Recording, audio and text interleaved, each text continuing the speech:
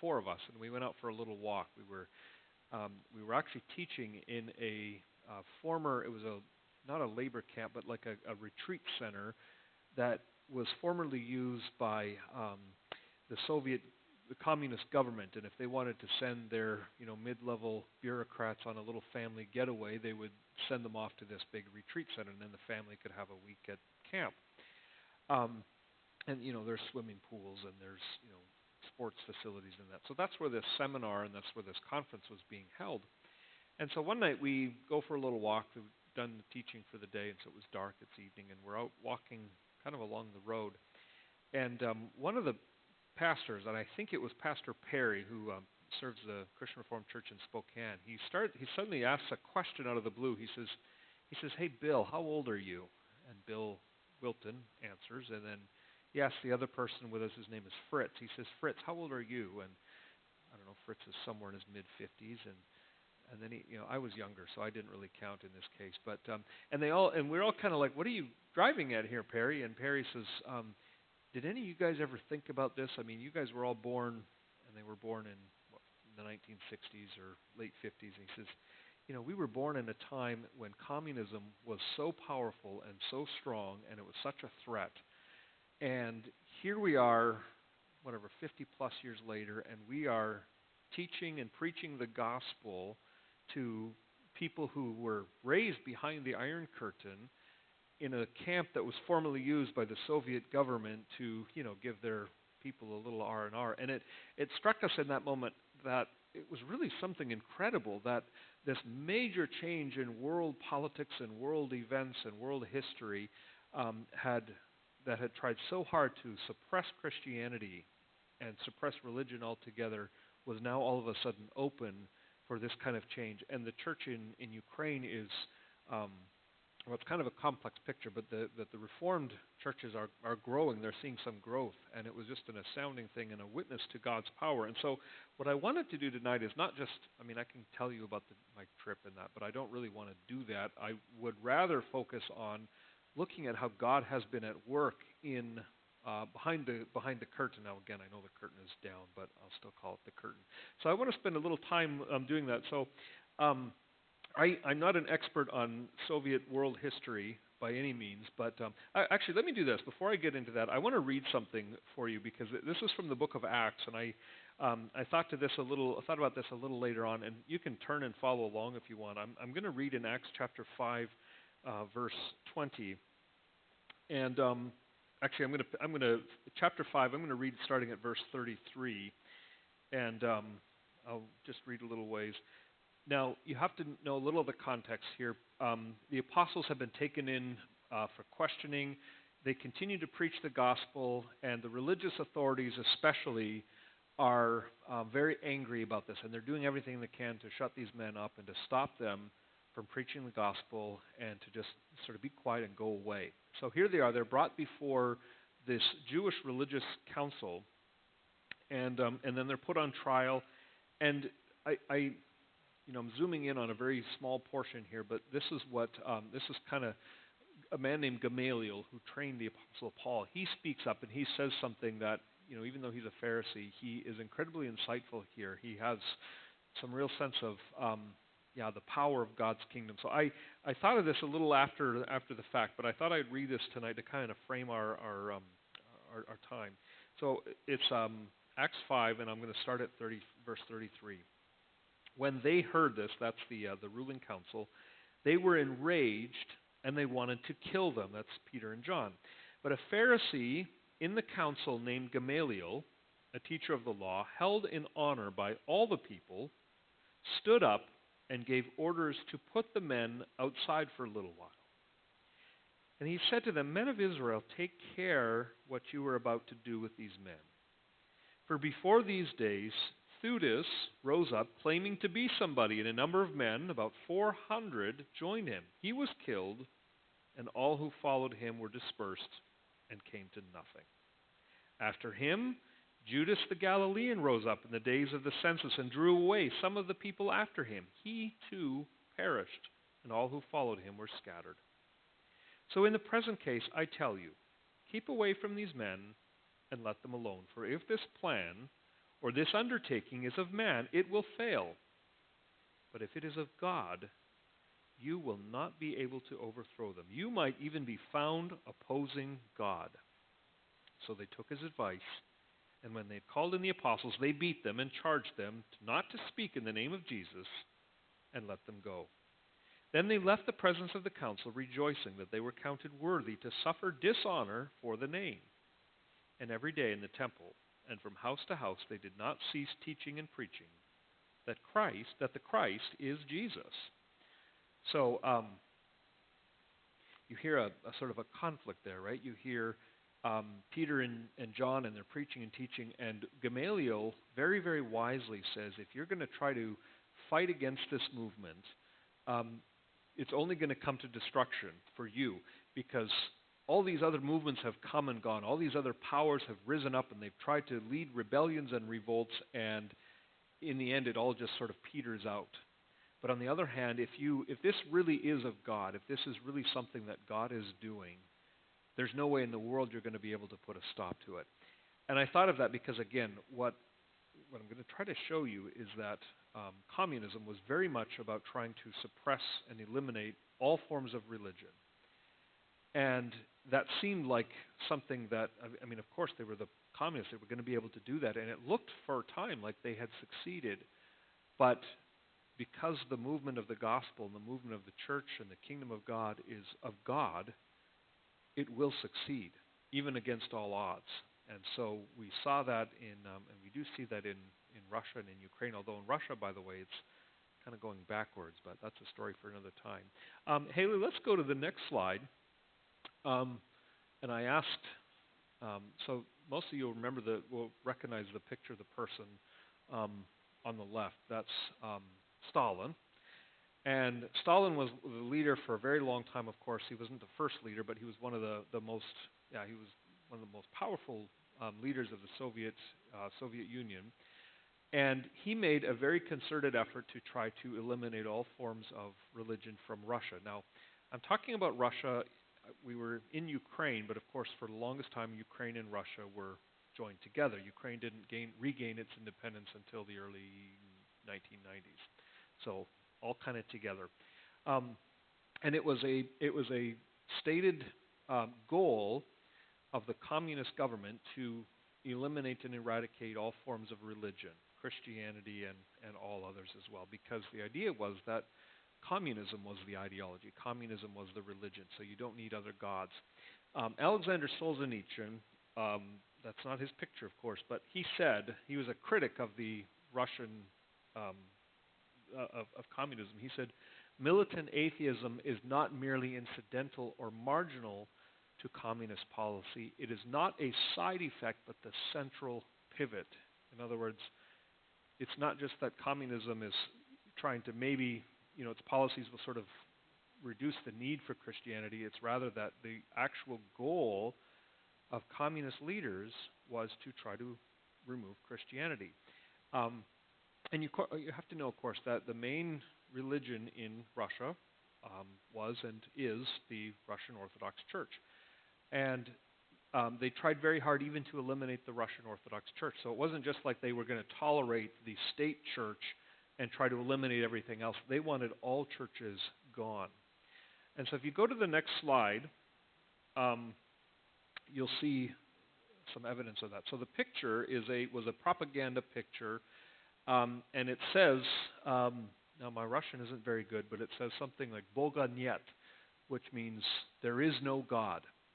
And you see a Russian cosmonaut on there, and the idea being that science is God. That was kind of one of their things, and it's sort of like modern rationalism even today. But and you see this Russian cosmonaut, and underneath it you see all the steeples of these churches sort of tipping over, and the meaning of that little poster that was, I guess, propagated was, we've got science now. We don't need religion. Religion is an antique, as a relic of the past, and we can get rid of it. And science will be greater than any sort of organized religion.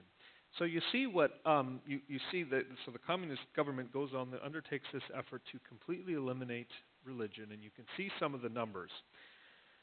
So communism is instituted in 1917, 1918 in Russia. By 1939, only 500 out of 50,000 churches remained. So I'm not very good at percentages, but I know that's a pretty significant drop in churches. So you start off with 50,000 Russian Orthodox churches, and now you only have 500 left. Most of them are going to be in little rural communities, tiny little places out in Siberia or these real hard-to-reach places. And so, those are the ones that are still in existence. But they're, especially if you think of how large a country the Soviet Union was, these churches, there's not a church on every street corner. There's, barely a church within every 500-600 miles. So what do? The Soviet government closes churches, they close seminaries, they shut down every kind of organized religion. They take professors, they take pastors, they take active church members, sort of the people that are really involved, and they either kill them or they send them off to the labor camps in Siberia as a way to get rid of them or to sort of use them as an example and a threat to other people who might be tempted to follow the Christian faith. Now, by the time the Second World War rolls around, so that's 1939, there was sort of a resurgence of religion. Stalin allows religion back in the public life again, but he does that more for strategic reasons. He understands there's sort of this need for Russian patriotism to fight the Germans, and so he tolerates religion again, hoping to sort of stir up national patriotism. So it was really more, okay, we need the Russian Orthodox Church. The church and state were really closely entwined there. So churches have a resurgence briefly during the Second World War. And I think I put the numbers up there. It's maybe a little hard to see, but so you have a resurgence. But then after that, then Khrushchev comes to power shortly after the end of the Second World War, and then he reinstitutes Stalin's policies again, and he shuts down, I think, 12,000 churches. I forget how many there were after the Second World War, but so there's a sharp increase and then a really sharp decrease again. So Khrushchev shuts down 12,000 churches again. And then by 1985, there are 7,000 churches left. So that kind of gives you a sense. If there's 500 in 1939, you do see a rise and then a drop, but then it's a slow decline down. You're back at 7,000 churches.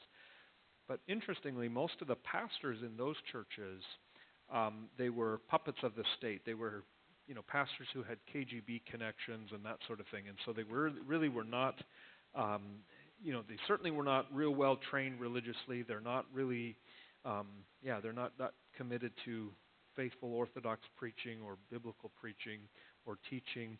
They're just sort of, kind of in there playing a part, as it were. So you see this, now we're into 1985, and you can see how far religion has declined again in Russia. Now,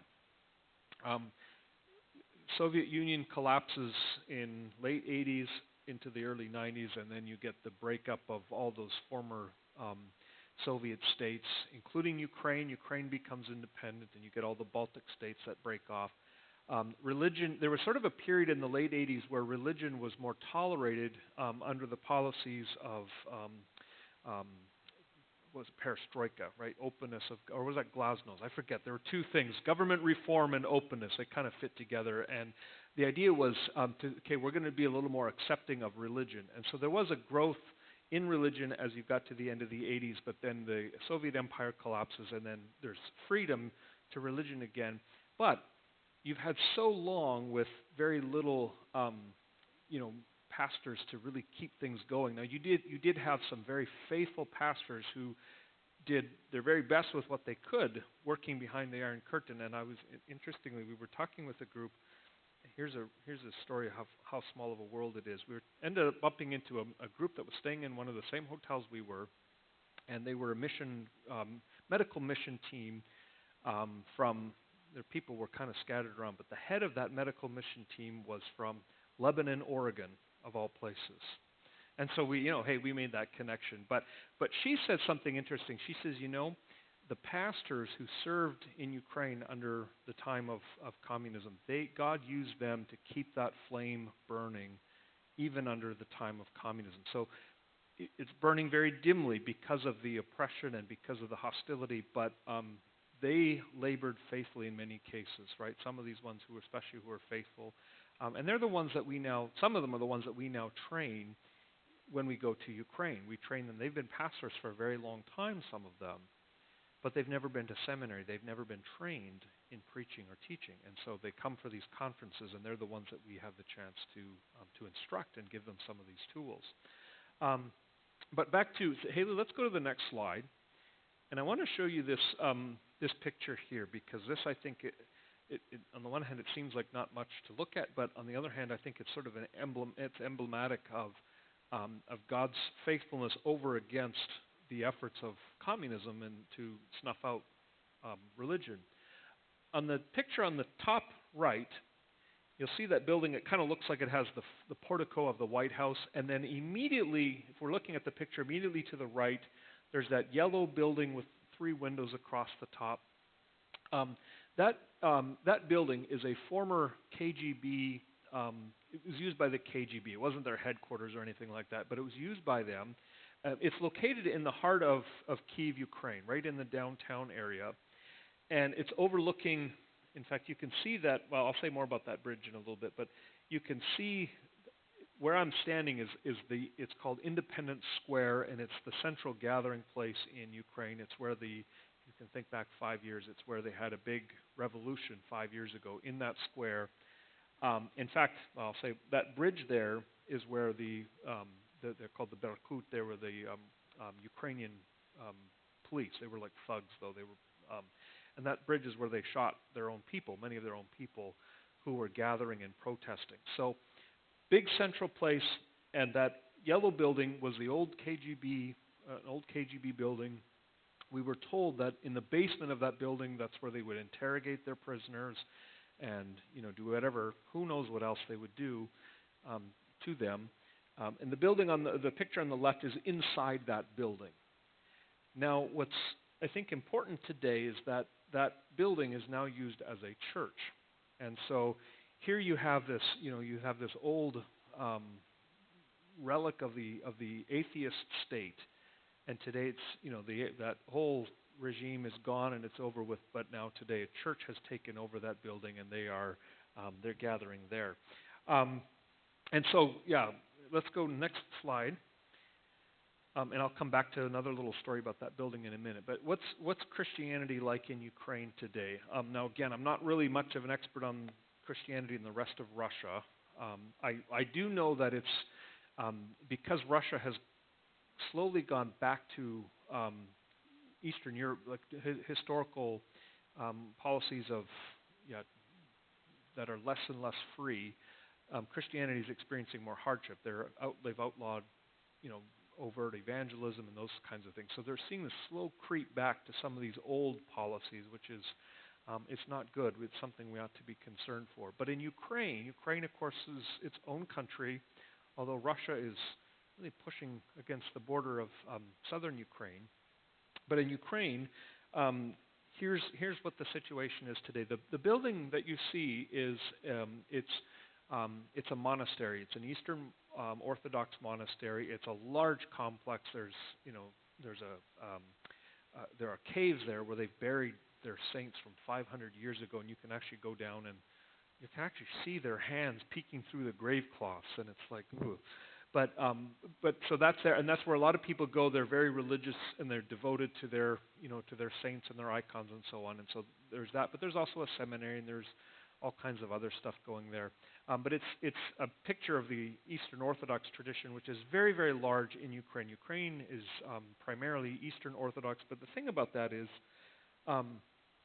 like in other countries, it's sort of hard to know how deep those convictions go in people. Like, in other words, it's kind of like if you were to do a survey of the people in Ukraine, you ask them, are you religious? Yeah, we're part of the Orthodox Church, and kind of everybody is, because that's what it means to be a good Ukrainian or a good, Russian or a good Greek or whatever. You're all sort of identified with the church because the church and the state are, in that sense, are closely linked together. So what that means practically is that you have a lot of people who probably still need to hear the gospel, even though they are affiliated with the Orthodox Church. It also means that in terms of like cultural practices, ethics on marriage and sexuality and those sorts of things, the church, the people lean fairly conservative. And I know, so in Romania, I know last year we kind of ran into this because there was a referendum on same-sex marriage. There was they were trying to make a constitutional amendment that would sort of permanently outlaw that. And even though the number of actual Christians in Romania it's a little hard to tell, but it's probably a lot lower than the number of people who identify as Orthodox, there was still a pretty strong push to get this constitutional amendment. Now, my understanding is it didn't pass, but it was pretty close. So that just gives you a sense of how the people are very traditional and conservative in the way they think, even if they are not, and they identify as religious. They believe in God, but they might go to church once or twice a year. And if you were to really probe, you might find that their understanding of the gospel is pretty minimal. Okay, so that's where it's at today. It's strongly, Orthodox and Roman Catholic.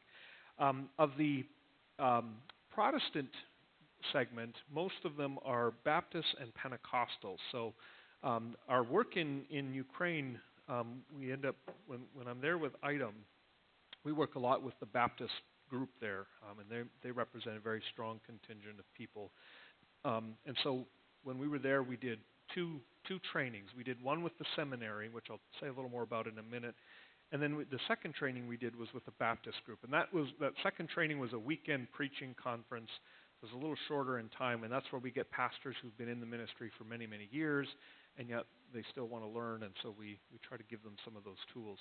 And that's with the Baptist group. That's in terms of the Protestant population, that's a pretty large group. There are a lot of Pentecostals as well, relative to the total of Protestants.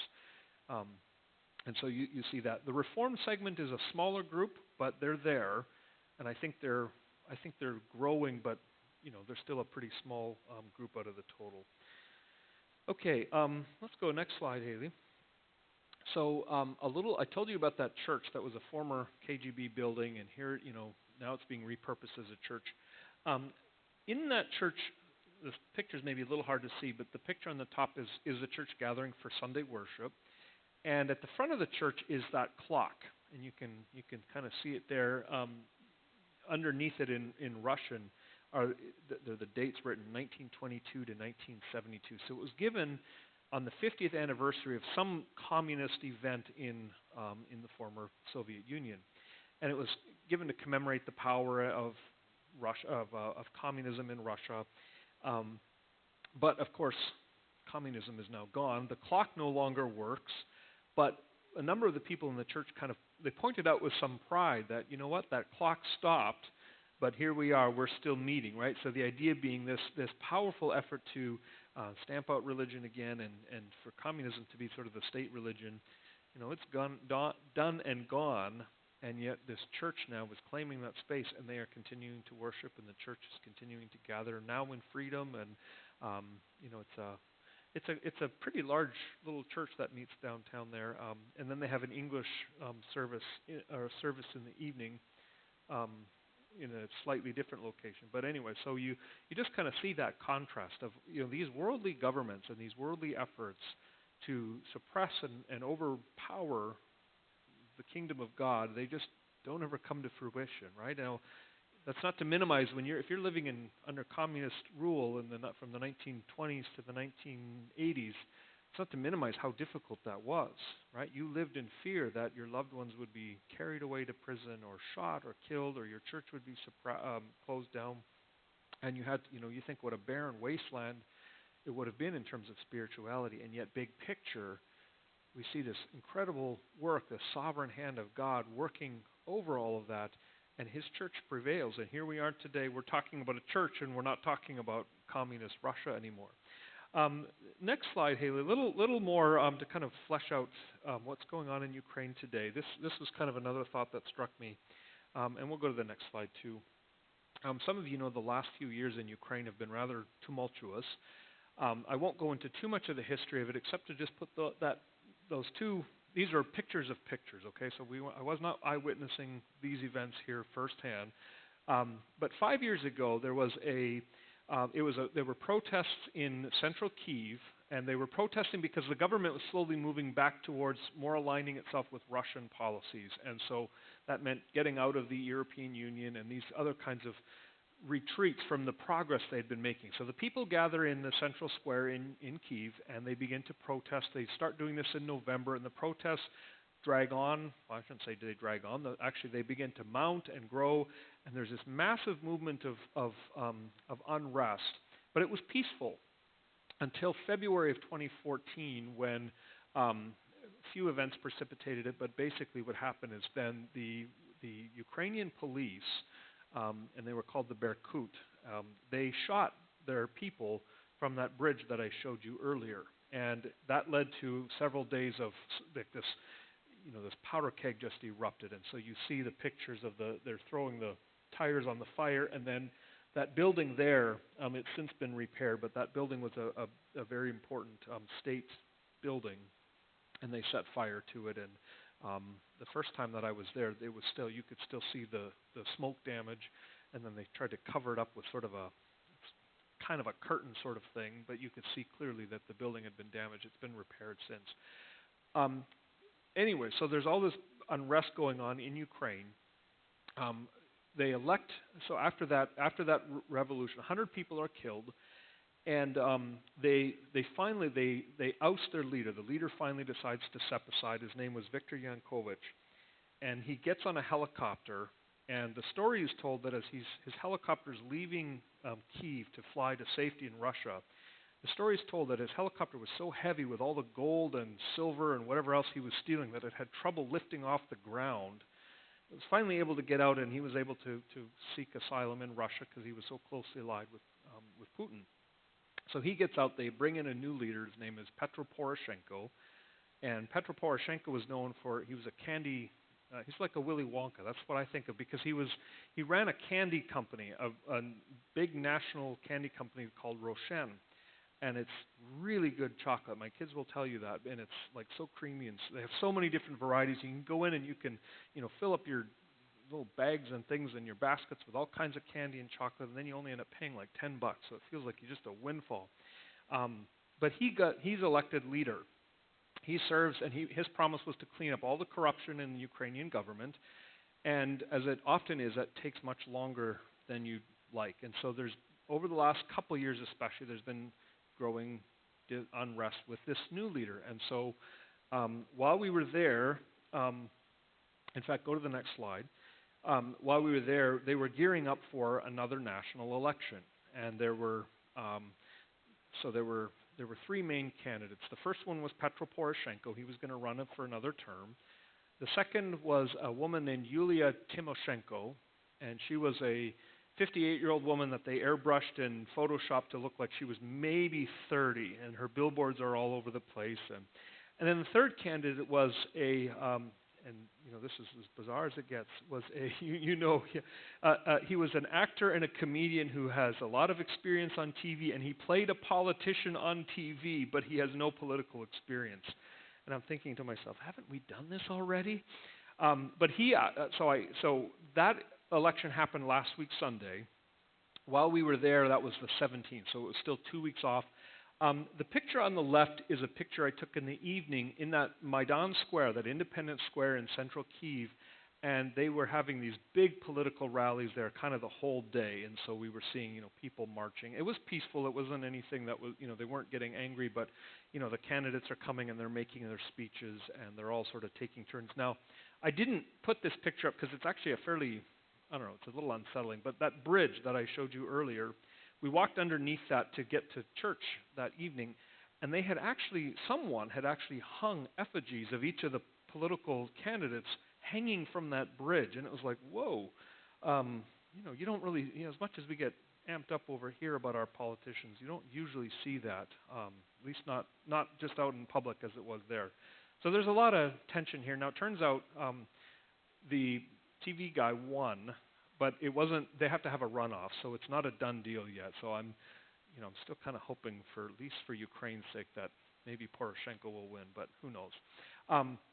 The building that you see, it's hard to see in that. So the building that you see in the picture on the left is actually that building that burned 5 years ago, and you can, it obviously looks a lot better now. But I took that from the steps of the church, and so I preached in that church that evening, that Sunday evening, and you can see the picture on the right. Now it's connected to that first church that I was showing you, but it's their international congregation. So it's an English-speaking service, and most of the people that go there are missionaries or they're expats who are living in Ukraine. And so it's a little different. It's a little, I mean, I could preach there without an interpreter, and so that was better. But it struck me because that church was right out the front door from that Independence Square. So it just kind of struck me again that, here we are. You've got all this unrest about the political situation and the national, who's going to lead the country, and we need to, clean up corruption. And then there's this little church meeting on the second or third floor of this building, and just again a contrast, right? Because it's again that picture that God's people gather in a context, right? We all live in a context of political and social unrest sometimes, and promises that are made to fix the government, and those promises aren't always kept, and yet the church and the kingdom of God is something that is greater than all of that, right? God is faithful as king. He is sovereign over everything. And so, there's just something I think about that reminds us that even when we see all the turmoil around us, we can still trust the sovereignty of God and His kingship. Okay, next slide. So I want to just say a little bit about about the work that we were involved in. So I was there, between 4 pastors, myself, Pastor Perry Tinklenberg, Pastor Bill Wilton, and Pastor Fritz Harms. We covered 3 states, and we spent, I think, 9 days total of teaching and instruction time. Pastor Bill and Perry started off in Romania. They taught in Campina, Romania, and they did a preaching conference. And what's so exciting there is that group is growing. We've done 5, IDEM has done 5 conferences there, and we're seeing the same people come back again and again, and maybe that means we're just not teaching it well enough. But more likely, what it means is that these people are really excited to learn, because every time we take the same core principles and we adapt them, we talk about how do you preach narrative, how do you preach epistle or gospel or prophecy or whatever else. And we had 50 people sign up for that conference, and that's growing. Last time we had, I think, 30. So we're seeing an increase. And I wasn't there, but Bill and Perry said that they can see that these guys, these men, are grasping, they're understanding what we're teaching, which is good. But more importantly, it's making a difference in their ministry. They're better able to communicate and to preach faithful, Christ-centered, expository messages. So that was the first weekend. I wasn't there for that. We met up Sunday evening in Kyiv, and then Monday morning we drove out about an hour and a half to Camp Smina, it was called. That's that place where I told you where used to be like a retreat center. And that's where the Evangelical Reformed Seminary of Ukraine hosts its classes. So they meet once a quarter, and it's an intensive week, and then they go back and do homework and coursework on their own. Then they come back and do the week, and then they do it that way. So what we did is we taught an advanced homiletics course to a group of students. We had 8 students, so that seems like a small number, but you have to remember this is a seminary, and so it's not a huge seminary, and so but these are students that we have them, the whole day for 4 days, and it was then we work with them a lot on. We give them workshop time to study and to practice and apply these things. So you can see sort of, at least if you look over there, you can see Bill on the bottom, myself, then Fritz, and then Perry, and we're all teaching at different times. And what we do is real simple. We give them instruction on 5 key principles of preaching, and then we assign them texts and we put them to work, and then we kind of workshop with them and give them feedback and challenge them a little bit, and then we preach model sermons for them, and we kind of show them how to do it, and then we give them some extra assignments as well, or extra coursework to do. And we did that for Monday, Tuesday, Wednesday, and then Thursday, finished up late Thursday, and then we went from there. We drove back into back into Kyiv, and we did a second conference Thursday, Friday, Saturday. And so it was kind of like back to back to back, but it was that way we were able to do a lot in a fairly short amount of time with our resources. And I just thought, let's go to the next slide. I thought I'd show you just a couple pictures of some of the students, just so you can get a sense of who these individuals are. The URSU draws students from all across Europe, or at least all across Eastern Europe. So the guy on the top is, if I remember his name right, it was Fedya, and he has a ministry where he takes supplies down to the troops in southeast Ukraine where the conflict is. And so he, whether it's food or toys or games or whatever else, he goes down and he ministers to the families and the people who are near the war zone. The war in Ukraine is an ongoing thing, and it's not like a stalemate. It's people are being killed, and there is violence. It's a big thing. So his ministry is to go there, and he does various kinds of Bible studies, I suppose, and preaching and teaching of that sort. Underneath the picture on the left, the guy in the white shirt is a guy named Rock. He is from Slovenia, and he's a student. He's in his, I think, third year, and I think he's training to be a preacher in a sort of a traditional pastoral role. And then the guy on the bottom right is, his name is Ben, not a very Russian-sounding name because he's not Russian. He's actually born and raised in Kentucky, and he kind of through a long series of events, he ended up in Minsk in Belarus, and he's serving there as a missionary. He married a Belarusian, and he speaks fluent Belarusian and English, and I think Russian as well. So he's a young guy, really, and he has a little one child. So it's kind of neat. He was a younger guy just getting his training, and and there are other countries that are represented as well. Of course, Ukraine brings most of them. The next picture you'll see is the whole. It's there we go. This is the whole seminary for this semester. So we had half the students there were our students, and then there was another class that was going on simultaneous. That was a class on the Gospels.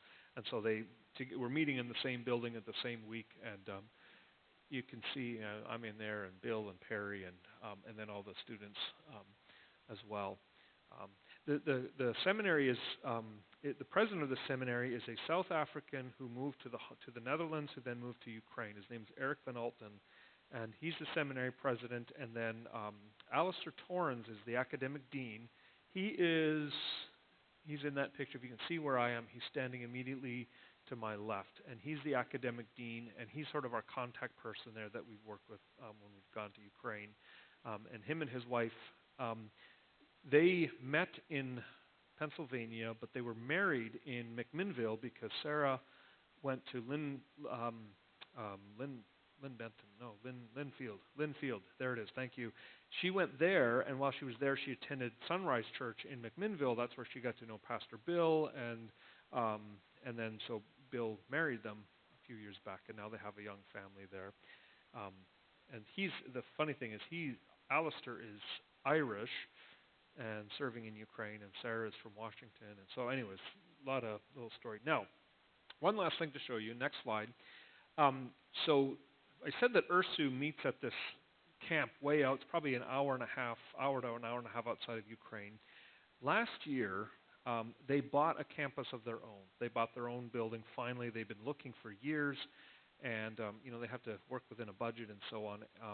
But finally, they found the seminary, and they're in the process of fixing it up. Now, you can see from the picture on the top left that there's a lot of work to do.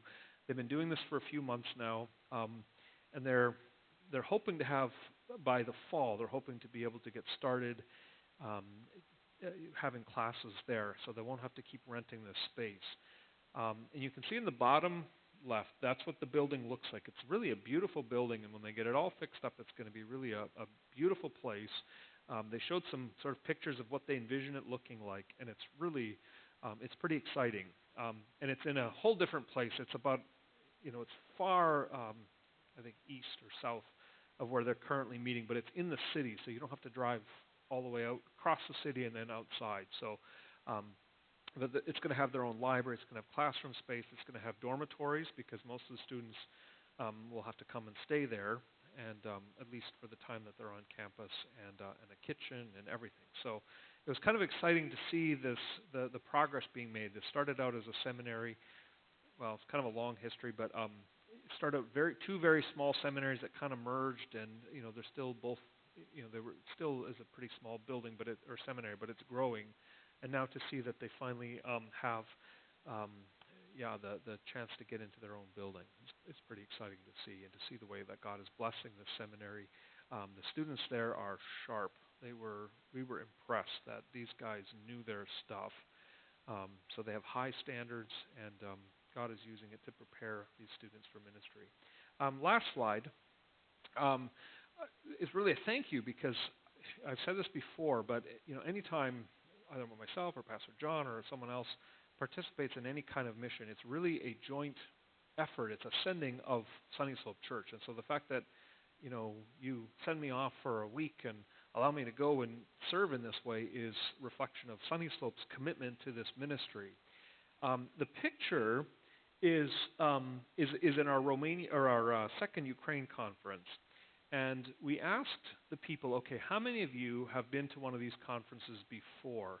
And you can see, I think, you can see there's a good number of hands that are up in that picture.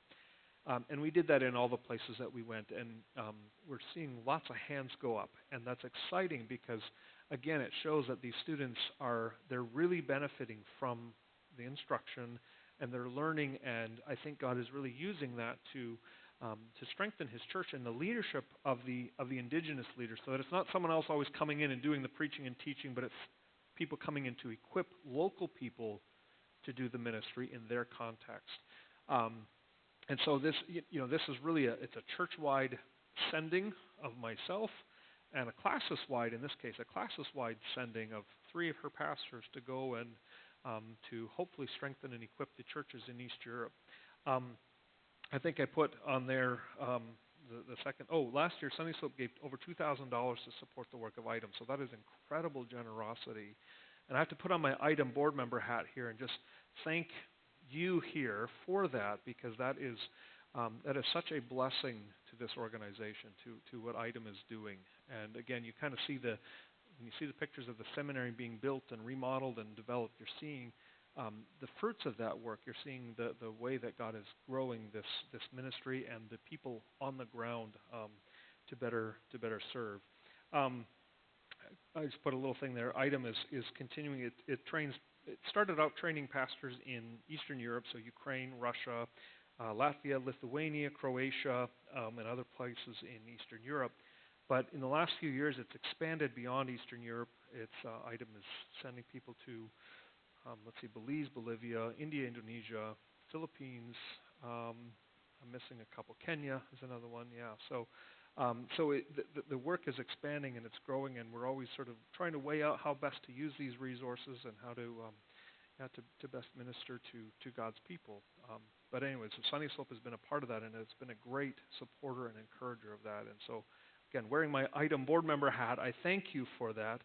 And just want to express my appreciation, and I wear my pastor's hat and express appreciation to you as well for allowing me and encouraging me to be a part of that. So we're nearly out of time, but if there are maybe a couple minutes of questions or things that I could maybe explain a little more, or comments, and then I'll just kind of we'll close in prayer and then be on our way. Oh, and then there is dessert too. So maybe, Haley, if you want to go get the dessert out and get that ready, and then that way it'll be ready to go. Yeah, Debbie.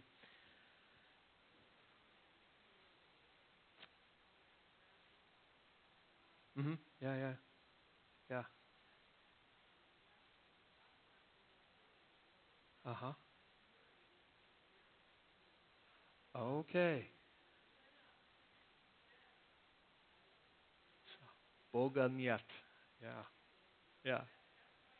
Yeah. Okay. I didn't know that actually, but it makes sense. I mean, that makes perfect sense. That was the mindset, and so, wow, interesting. Thank you for that, because I didn't know that detail. That's good. Any other questions or comments or thoughts? That's 2 at once. So first Bruce and then Jim.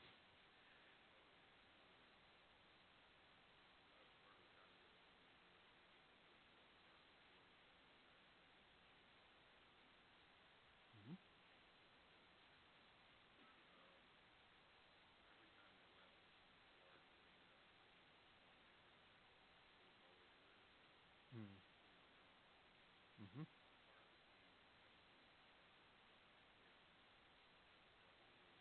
Mm. Is that right? Wow. Yeah, I mean, it makes sense. I think you said it right when you call it that hunger. When you try to, snuff out the church, I mean, all that does is intensifies the spiritual hunger that people have. And yeah, oh, that's interesting. That's a neat contrast, and that I think illustrates it well. Yeah, good, Jim.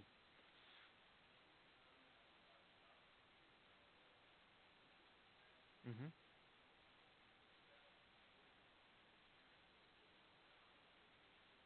Is that right? Yeah. Is that right? Wow.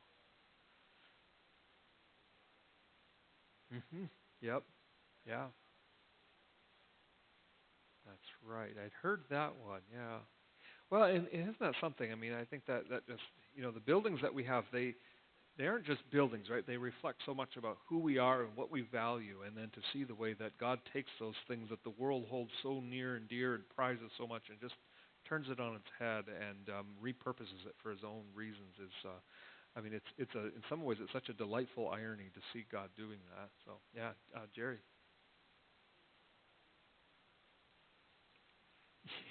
Yeah, I don't, because I think Neil Diamond, or not Neil Diamond, Neil Armstrong. I do know that. Okay, for the record, I'm not that dull. But I think he said something just the opposite. I think he was sort of marveling that he did see the handiwork of God, and there was some quote attributed to him to that effect. And so you see, in some ways, maybe that if that's true and accurate, what I just said, that just reflects this contrast in worldviews. And yeah, like yeah, you see the how do you not see God in all that? So yeah, Pastor John. Yes. Yep. That's right. That's right.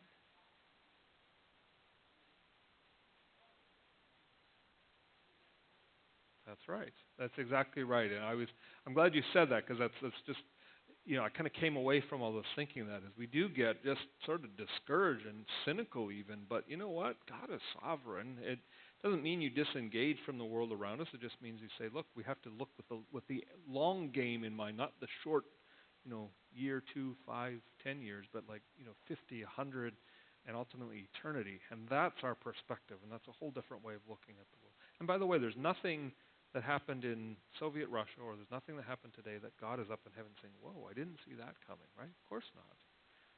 All of this is in God's sovereign providence, and that does give us hope. It's exactly right. Did I see it? Yeah, Jane. Mm-hmm.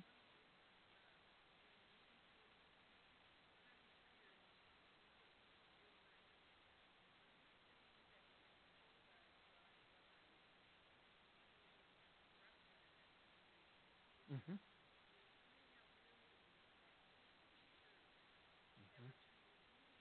Mm-hmm. Mm-hmm. Yeah, and that's something.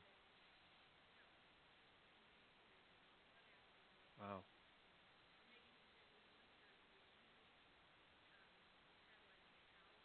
Mm-hmm. Okay. Right. Wow. Wow. Back to being a church. Yeah. That's. Mm-hmm. Yep. Yep. That's right. That's right. Yep. Yep. Yep. That's right. Right. Yeah, that's right. The babushkas are very influential members of a society. You don't contradict a babushka because they are the well-respected and admired authorities. And so, yeah, you're right. You can see if they're teaching their grandchildren, they're going to sit up and listen. And again, you think of again that woman that I mentioned, how God used so many pastors to keep the gospel aflame, even if very dimly burning. It wasn't snuffed out. And God, uses babushkas and his pastors to continue his plan and to accomplish his purpose. So,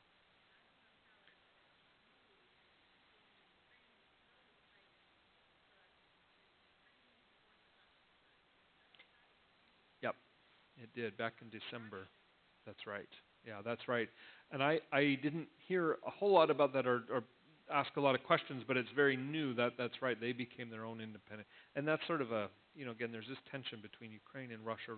Ukraine wants to be independent. They don't like Russia. I mean, there's not a lot of love lost between them right now, and so that was, I think, part of that more nationalist movement of saying we don't want to be under the control of Russia.